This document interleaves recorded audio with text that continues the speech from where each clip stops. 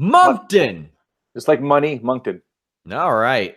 Well, we have full coverage of that this weekend. James has pros picks up for that show. Also has interviews with a lot of the fighters on this card, which we will talk about.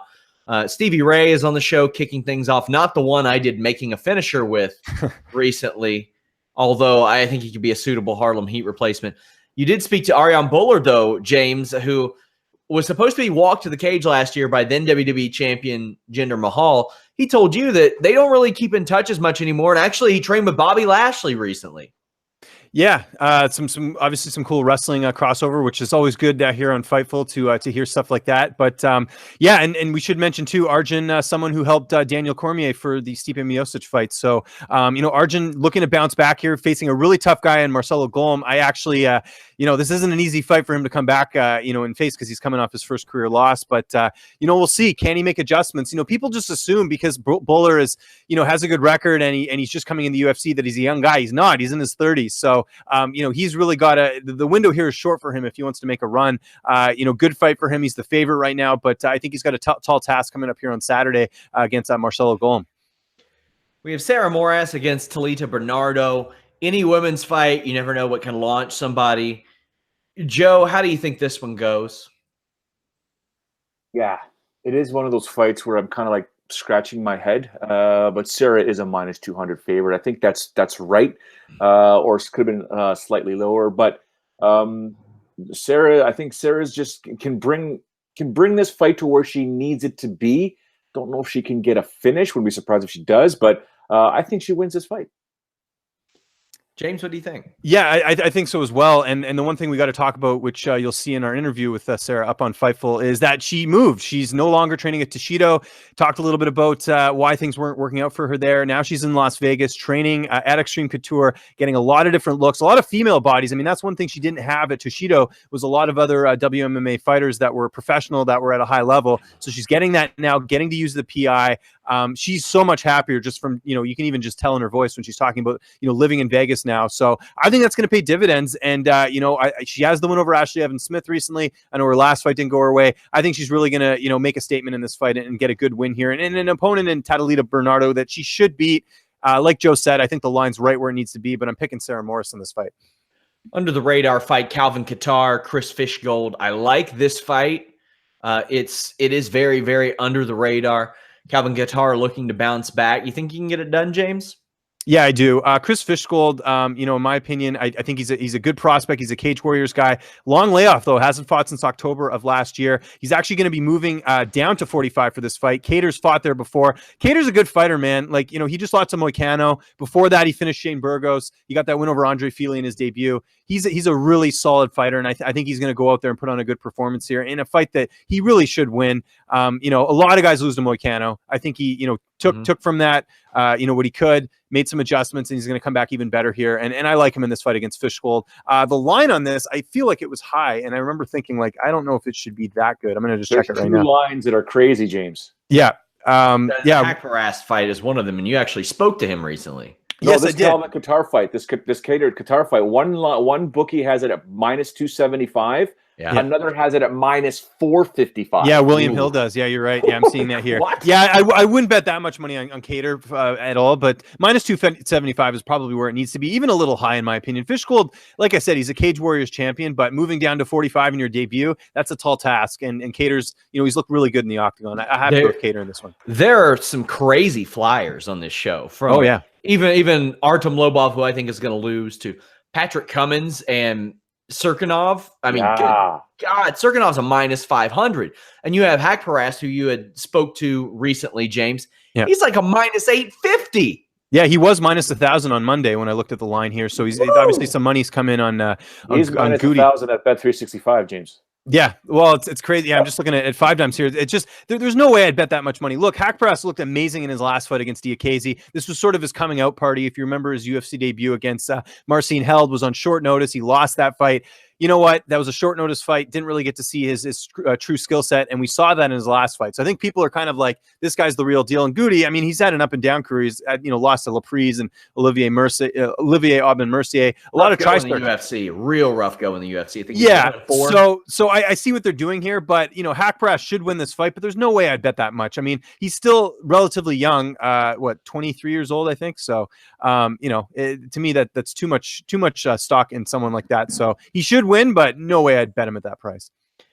Yeah, that is pretty wild. You also have Nordine Taleb against Sean Strickland. This fight is basically a pick'em. I'm going Sean Strickland on this one. Joe, what do you think?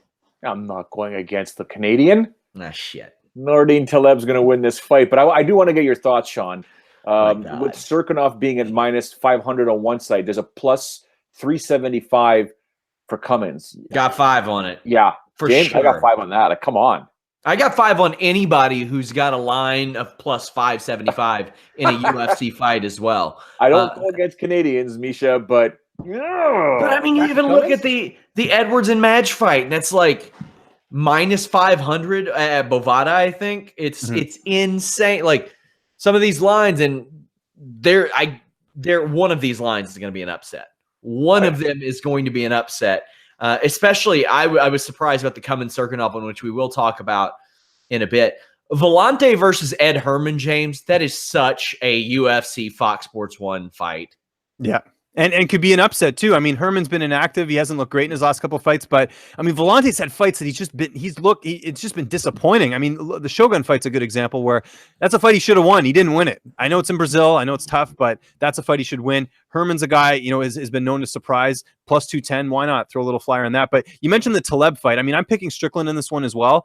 But if you look at right now, Taleb wins by KO or TKO plus 625. Just ask Danny Roberts or Eric Silva about Nordine Taleb and his knockout power, because he knocked out both of those guys. It could happen in this fight. Strickland coming off a knockout loss in his last bout, so anything can happen. There's a lot of interesting prop bets on this card if you guys have a chance to look. The Cummins one you mentioned was also something I was looking at too, just because, again, Misha's been finished in his last 2 fights, so anything can happen. Know your thoughts. Where did you go with that one, James? Who, Misha or Cummins? Yeah. I'm going Misha only because he's at Extreme Couture now. I think the knock I've had on Misha for this last, probably since his career started, was that you can't just train at Extreme Couture by yourself and expect to be a high-level UFC fighter. You need to get other looks, and he's finally done that. He's training with Vinny Magalesh, training with Ronnie Marks, getting good coaching with Ray Sefo and Eric Nicksack at Extreme Couture. Like, he's basically uprooted to Vegas now, which is great. So I think we could see some improvements because the talent level's there. It's just you can't not train with a good camp for certain fighters. And I think in his case, that's why, because you look at the last fight against Glover, that's a prime example. He looked like a fish out of water when it got on the ground. That's not something that should happen to a guy who has, a number of fights in the UFC. And Cummins, I mean, it's got to be the end of the road for him. I know he's back at Alliance now, training in San Diego. That's a good move for him. But no, I'm going to pick Misha. But at 425, no way I'm betting that. There's no way. Yeah, there's no money going down on this. That's a fact. But I'll say this: Patrick Cummins is going to push Misha.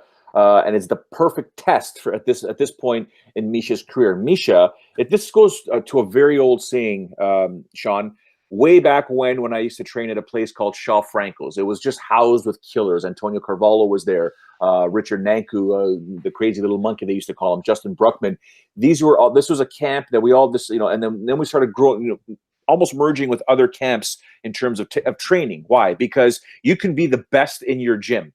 That's fine. You're the king of the mountain in your gym. Eventually, you got to become the king of your city, king of your province or state, king of your country. You're going to get to the UFC. Misha was always the best everywhere he trained. He had to go somewhere, not recently, but he had to go somewhere where he was going to get pushed, learn more, and stop being the best, because your confidence goes sky high when you get into fights, but then reality sets in. You got to have that confidence when you're in a training camp to be broken down, returned. Broken down, return. Jason Perillo always talked about some of the fighters he would train, from whether it's Cyborg, whether it was Tito Ortiz, just people in general. You give the fighter the confidence when they need it, then you break it down. You break them down, you give it back to them. And I think Misha, where he's training now with Extreme Couture, may have learned that lesson where you're not going to always be the best in your gym. You got to put the work in harder than what you thought you were putting in before, and then dividends will be paid when you step into the octagon with a guy like Patrick Cummins. Patrick Cummins is, James did say that, could be the end of the line for him here. You just never know with a Patrick Cummins because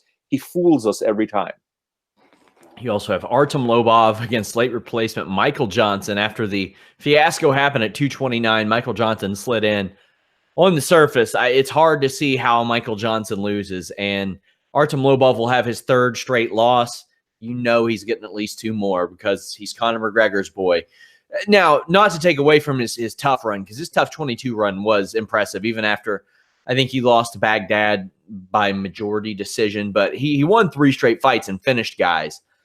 But he's essentially had a 3-year run in the UFC because of who his buddy is. I mean, they had him fight Chris Avila, who is one of the worst fighters in UFC history. Terrible. In August of 2016. He fought Ishihara, who, again, not great in the UFC, but he was coming off of a pretty hot streak. That was a good win for Artem Lobov. And Ishihara's woes really started after that. So that was the best win he's got. Ishihara. If he can somehow beat Michael Johnson, he's good for 6-7 more fights in the UFC, I think, James. Probably. Yeah, it pays to know people. Yeah, this is an interesting fight in terms of the styles and everything. Johnson getting that close win over Feely in his last fight. He's down at 45, the third fight at 45, I believe now, for Michael Johnson. I mean, Johnson should win this fight, but I don't think, I see people saying that Johnson's going to finish him. Lobov, you have to go back, I think it was 2011 or something crazy like that. He doesn't get knocked out at all. Johnson has knockout power, just ask Dustin Poirier, but it's not something that he's done recently.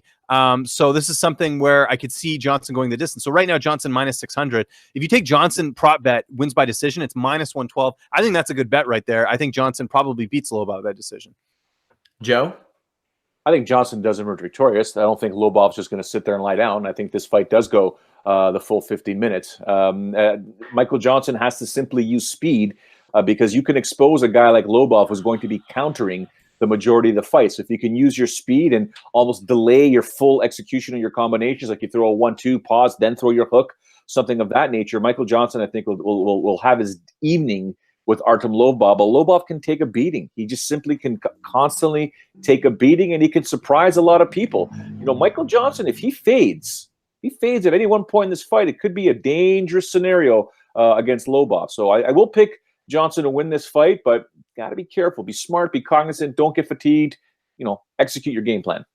We have a very high level light heavyweight fight on the main event of this show. Volkan Oezdemir, who has often fought at heavyweight, taking on Anthony Smith, who moved up from middleweight.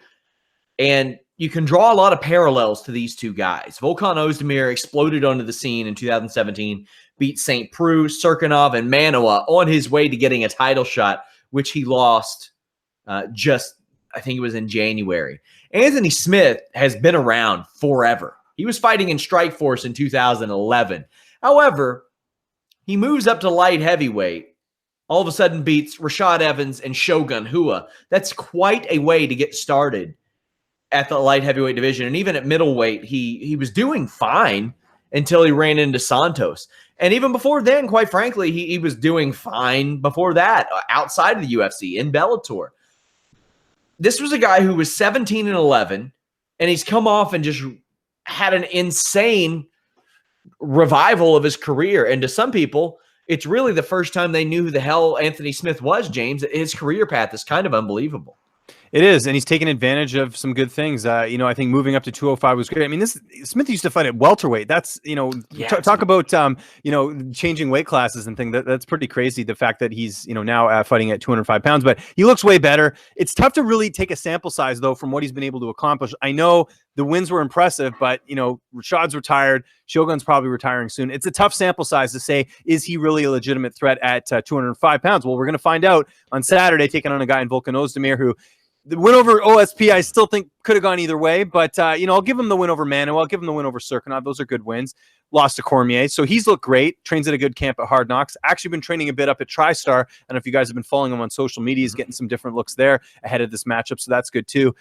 This is a coin flip. I mean, I could see either guy winning this fight, really. I don't, I think the line right now is, I think it has Volkan as a, Volkan's minus 190. I'm looking at 5 dimes, and Smith plus 165. But you never know, man. I mean, both these guys have knockout power. Both these guys are good everywhere it goes. My pick is Volkan, but if Smith pulls this off, it wouldn't surprise me. And one other thing I'll mention, I think the real resurgence for Smith's career was making that move out to Factory X. I really think him training with those guys out there, getting the coaching from Mark Montoya has paid dividends. And we've seen that in all of his fights. You know, people are quick to write this guy off because of his loss to Thiago Santos, but he had a bad weight cut in that fight. That was in Brazil. I mean, a lot of circumstances played into that loss. And you know what? Losing to Thiago Santos ain't that bad. I mean, Santos just beat Eric Anders. Ferreira. Yeah, or Ferreira.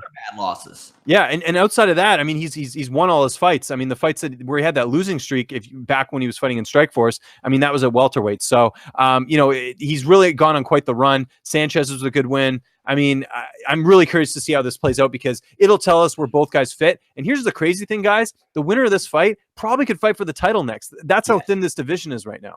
And you have Dom Reyes really emerging in that division. James has spoken to both of these guys, and Dom Reyes for that matter. Anthony Smith has gone, I think, 13-2 in his last 15 fights. That's not something I saw coming after that Strikeforce run. Give this guy some damn respect, whoever ranks him. Like, he's ranked 10th in the division. He deserves to be way higher than that, I think. So here's my take on the fight. Very, very, you know, eerily similar to what James just said. But James, I'm going to say this. Sometimes we look at fights and what is our intrigue level in a fight, especially a big fight. You know, you want it's too big. You know, there's always a storyline there. This for me is an MMA fight for two different guys to have two different styles that bring different things to the octagon. This is one of those fights where I'm just going to say, you know what? Phone down, iPad down. Let me enjoy this one and let it unfold to see what becomes of the winner. Because the winner of this fight, if it's Volkan, he remains very relevant. If he loses, he's in trouble, even though the division is thin. And if Anthony Smith wins, oh my God, if he's not ranked in the top 3 after this, I don't know what to think. So this is a beautiful fight in my eyes where I can just sit there, boys, and be like, yeah, you know what? Referee, step out of the way, let them go. I will have some sort of post-show either that night or the following day. We do have WWE Evolution post-show coverage this Sunday. Make sure you guys subscribe to that new channel, Fightful MMA and Boxing. Search it on YouTube. We will have a custom URL very soon, within the next 3 weeks. We're going to have tons of content up there. We're really, really expanding for you guys. James, let the people know what you got going on this week.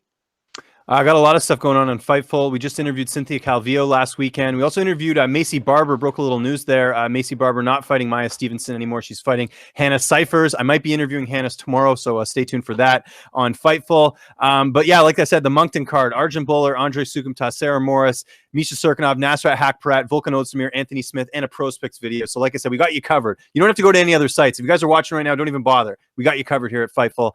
Follow me on Twitter at Lynch on Sports. And great show today, guys. Appreciate it. That Macy Barber interview is up on the new YouTube channel as we speak. So you never know what kind of news will be dropped there.